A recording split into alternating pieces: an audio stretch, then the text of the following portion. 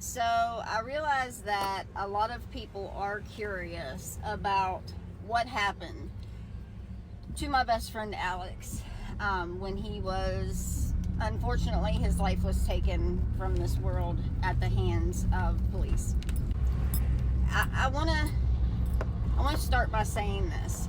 When I lived in wickedness and I was in addiction, I spent many years in witchcraft, sorcery, idolatry, and sexual immorality. And for the past 9 years, I have been completely pure and walked in obedience. Now, I want to say this. When you are a person who has turned your life, done a complete 180, and you have turned your life to the King of Kings, and you are doing good, the enemy does not attack people who walk in wickedness. He attacks those who he's afraid that they will find out what their calling is. He doesn't want you to do good in your life. He wants you to stay stuck in wickedness, okay? In 2021, I started having sleep issues. I would wake up, I would have this terrible taste in my mouth. It tasted just like sulfur. I couldn't get past that.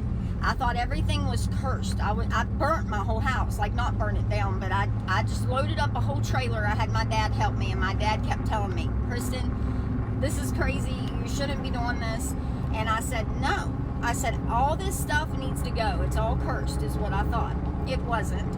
But I thought that it was, because I was having these demons attack me at nighttime, and that taste would not go away, and it was driving me crazy. I had moments where I had no recollection of in the middle of the night, and it is very real. Demonic oppression and demonic possessions are very, very real. I want to start by saying that. So Alex had turned his life to better. He had opened up a vape shop. He was doing really well for himself.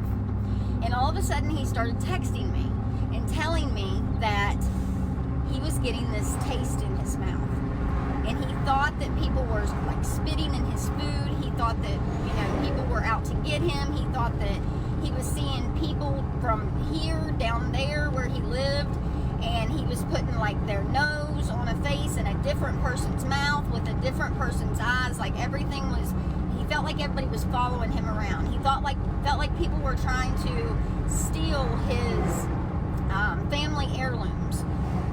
I asked him many times, are you using again? Did you relapse? And he told me no. And I have nothing else to do but believe him. And I don't know that if I was like that, and I was completely sober-minded. You can ask my family. And I was losing it, okay? From 2021 to 2024 was the biggest battle I had ever faced in my life. My mom even told me, when you were a child, I always said she would fight the devil himself. And she was in tears telling me this. And she said, I didn't mean it seriously. I didn't think I would literally say that one day. And you are fighting the devil himself right now. I am not kidding you, Kristen. You are face to face with the enemy. And you are not bucking. And I said, I'm not going to. And I came out on the other side, and I'm good now. But it took years, because I couldn't understand why I was being attacked. Okay? I tried to help Alex. I tried so hard. I told him many times, you have to give it to the battle to Jesus. I know what it feels like to say you're going to do it and not do it. You really have to do it, Alex.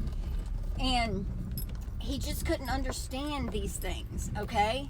And unfortunately, he didn't make it to the other side of spiritual warfare. And that's just what happened. He was a beautiful soul. He gave with all of his heart. He was loving, and he didn't deserve what happened to him. I'm not going to get into the details of that day, but I will say this.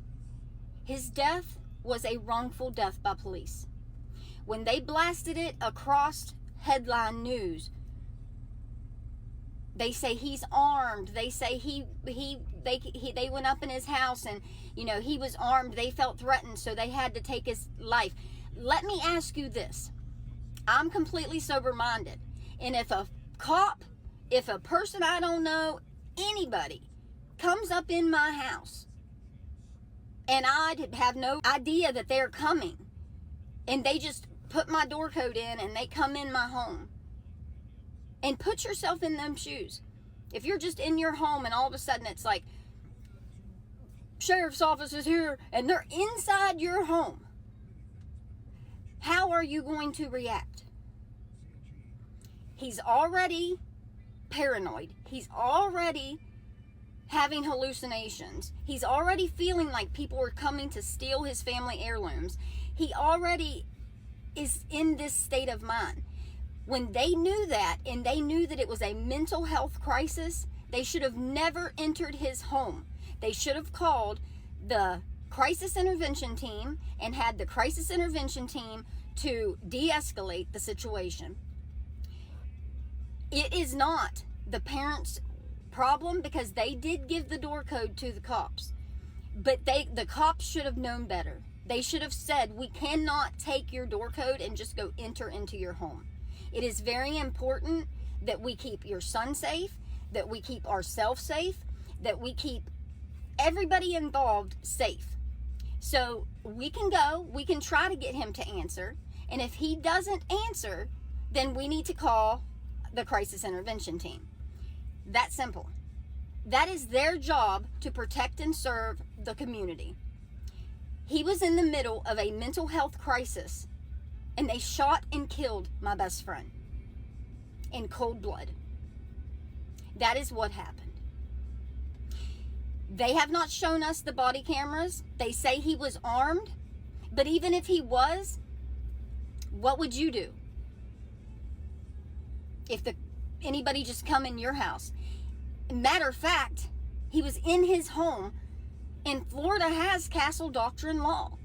So if he felt at harm, he can protect his home. Plain and simple. But the thing is, I have found so many inconsistencies in the police report alone. It doesn't say that he ever pulled a gun or aimed it at them or fired it at them. It just said he brandished a weapon and they felt fearful for their life. I can tell you this, they entered his home, and in 3 minutes, they shot my best friend dead. There was no time for de-escalation in that time period. No time whatsoever. And if they didn't have anything to hide, they would release the body camera. And they don't want to. They say it's still under investigation. I won't stop. I will scream justice in his name for all of my days until he gets justice. The police report is full of inconsistencies. And I don't want to give them a heads up, just in case they're watching this video. I don't want them to know what inconsistencies that I have personally found. It goes on and on and on. Multiple inconsistencies that they will have to answer for. Can you love me in my lowest? When I don't know how to love myself, when my past comes back like oceans, and I'm drowning in my mental hell. Can you hold me without fixing every broken part you see?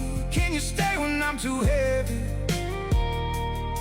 and the world feels hard to breathe? 'Cause I'm not perfect, and I never will pretend. But if you let me love you, I will love you.